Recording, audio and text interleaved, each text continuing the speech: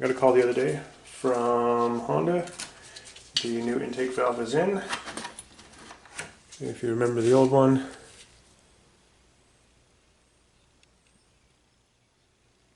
it's hard to see, but you can kind of see that it's got a little bend in it. We put it in a drill and the thing wobbled all over the place. This valve is definitely bent. So got a call from Honda, the new one is in. I'm going to clean up the head before I put it in. When I go over there, we're going to lap the valve and put it in. He's going to help me out with all that only because I don't have a valve spring compressor tool. In my old video I showed a dirty way, or a quick and easy way of removing the keepers using a socket and a hammer. The only problem is you can't really go back together that way. This is where I do recommend using a valve spring compressor tool.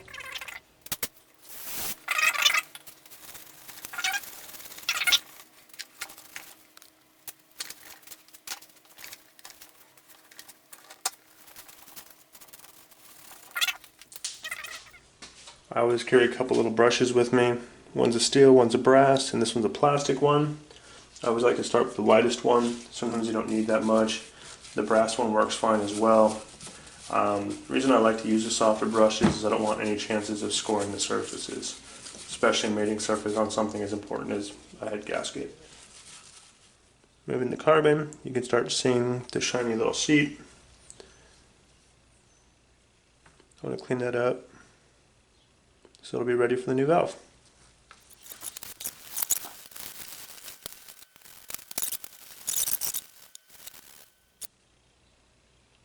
She's ready for the machine shop. I'll check back with you in a bit. Well, just got the head back. The new valve is in. Ready to go back together with it. Here's the motor when we last left it.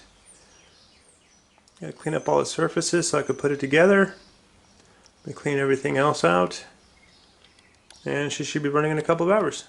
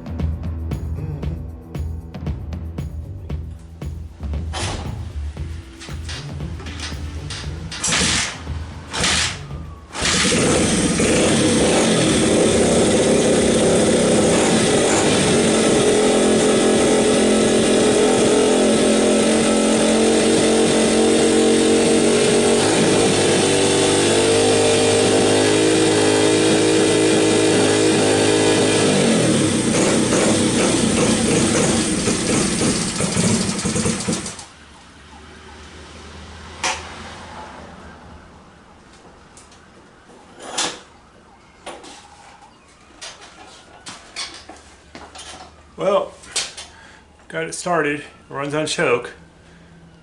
Stay tuned for our next set of adventures. Jack with the carburetor. Thank you for watching.